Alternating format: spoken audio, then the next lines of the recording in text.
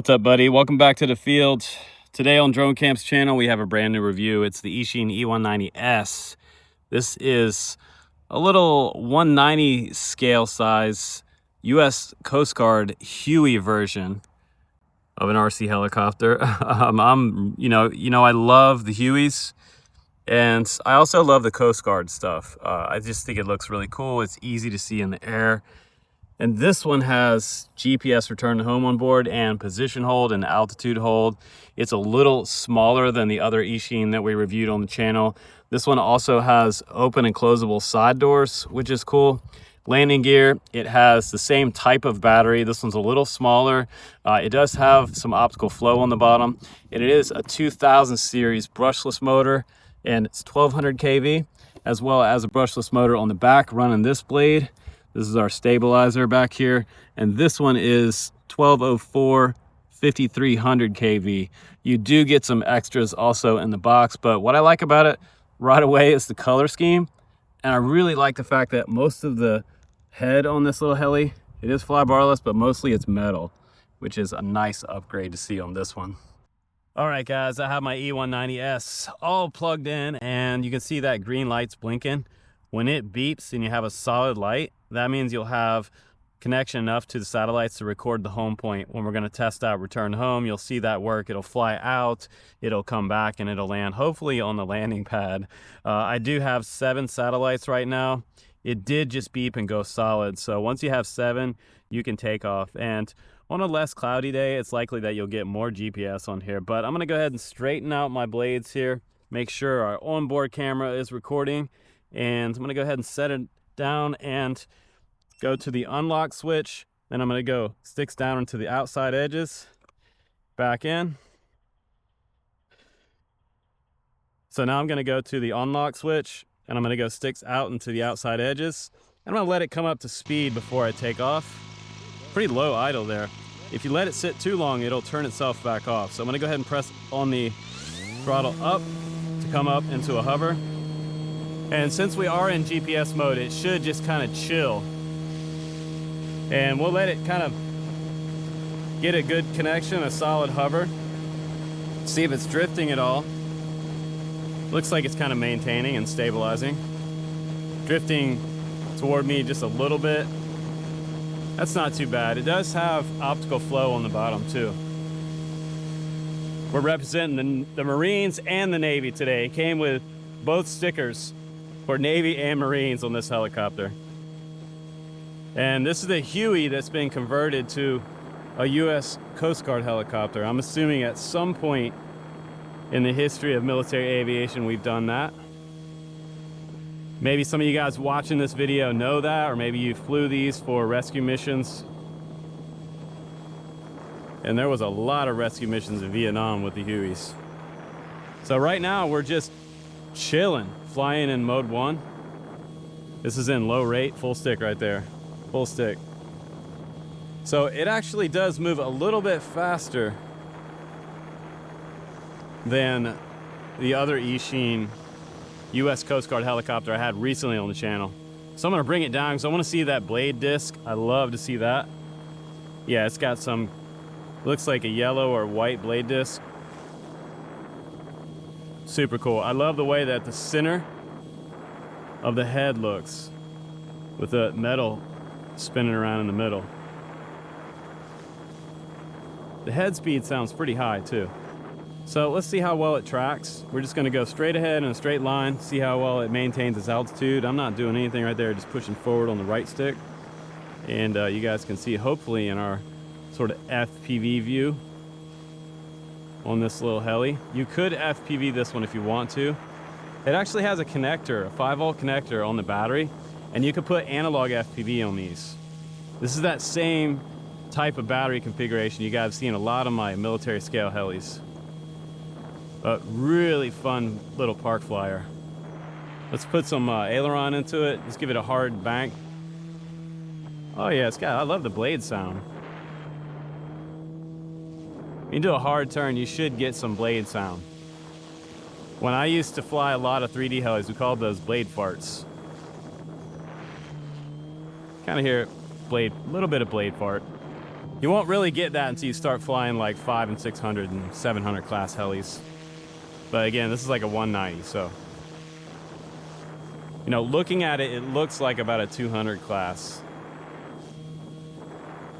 Just a little bigger, quite a bit bigger than like the, you know, 120 size scale. The 120s are just usually like fun little micro nano rippers. Kind of like that little Huey that we just reviewed on the channel on Monday.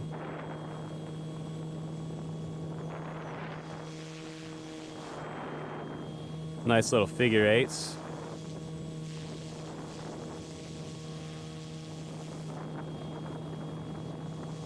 So I'm in low rate right now, and I'm just gonna bring it down to a stop. I want you guys to see how that GPS hover works out right there. I'm just gonna bring it a little past the goal there. Let it come to a stop. That's a hands-off hover. So you have GPS for position, and you have optical flow on the bottom. So it has kind of like two position hold type of sensors on here, which is nice. So I think we should turn up the rates a little bit, and let's get it going a little faster. So now I'm in a high rate mode, a little bit faster. More RC helicopter, a little less scale looking now, but man, I love that paint job. Nice smooth turn. Hopefully my onboard camera is still working for you guys. I like to mix it up for my heli reviews. If you like helis, we usually try to do a little something extra for our heli reviews, not just a hat cam. Nice turn there. So it is turning quite a bit better in the high rate mode. Quite a bit more turn. And the yaw rate's not, you know, it's not super scary. That's the full stick right there. Full stick to the left, full stick to the right. Nothing real scary. This would be a fun trainer heli. Like, I would have loved this as one of my first helis. Just very flowy. My first heli was a Blade 450, and I tore that thing all to pieces. I really did. It didn't have any of these features. It definitely didn't have GPS on there. That didn't even exist yet for helis. So now I can put it in a manual mode, and manual is just gonna make it maybe fly a little faster, and maybe it'll take it off of position hold. We'll see. So it's kind of skating on ice now. It's just drifting on ice. But if we go back to auto, it'll put it right back into this position and altitude hold. Now we also can turn off the GPS, which is basically the same thing as put it into what we call manual mode on here. So you'll see again, if I let go of the stick, it's using optical flow now instead of GPS. But now, if you want to go back to GPS position hold, you can do that as well.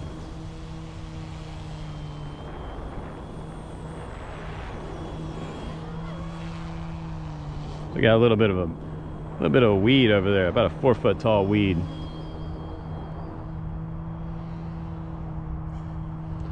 A little bit of a tail whip over there. Got way out there. So now it seems to be in return to home state, and we'll see if it see if I can get it to come back. There we go. I'm gonna go ahead and you can switch out. If it looks like it's gonna land somewhere unsafe, like where it's trying to land right there, you can switch out of that return to home. So we'll see. Okay, it's turning the tail. Looks like it wants to land on the stairs over there. That's not gonna be a good place to land. So let's go ahead and switch it out.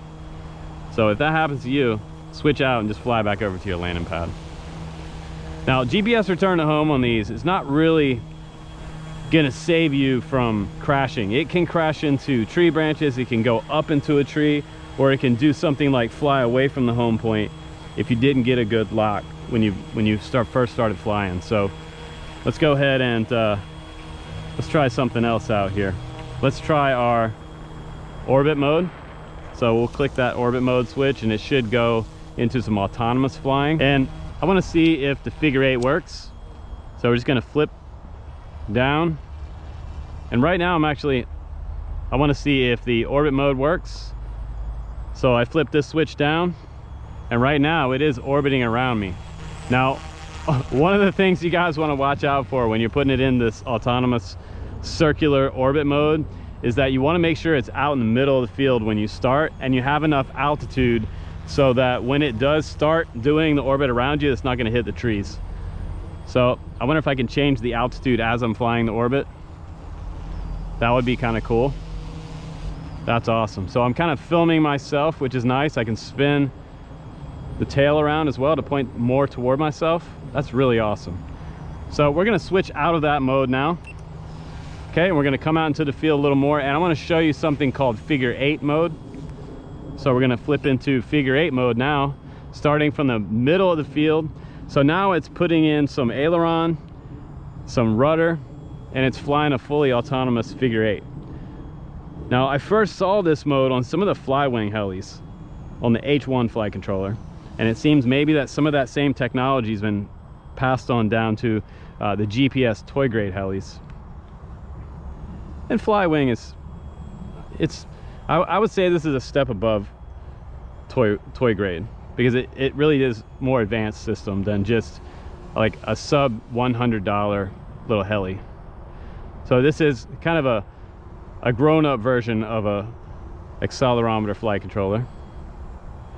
I got plenty of room up there too for my Insta360 Go 2. That's cool. So when I'm tired of doing that, I can flip it again, just push up, and it'll stop and go back into our GPS hover, which is super cool. And now I can just cruise the field. And I love the way this little heli looks.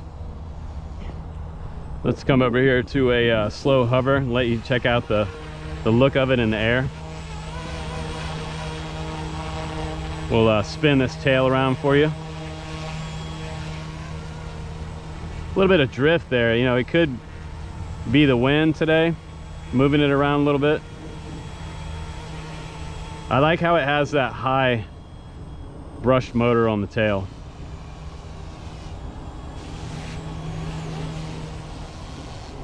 So when you land in the grass, it's not gonna, it's not gonna be in the grass unless you're landing in long grass. So let's come out here on this side of the field over here, and let's hit the return to home button. And it doesn't go up very high. So let's see if it turns. Right now it's facing to the side of us, coming back to where it thinks it took off. Okay, it went back for a second. Now it's maybe flying back to China. I don't know. It wants to land about 30 feet away from where we took off from. So if you look like, it looks like it's landing in the wrong place, which it's done several times in this review, just flip up to ADI mode and then back to GPS. So that'll take it out of your GPS return to home, because GPS switch all the way return to home is all the way down, but it thinks that home point's right there, which it's not. It's not perfect, but I would say that they nailed the body scheme on here. I love the way the body looks. Recently, I've been asked which version do I want, and both times I wanted the white and orange one, that kind of US Coast Guard look. I just think it looks so cool as far as scale goes. It's banking and turning pretty good. So in high rates, again, like I got a little more speed.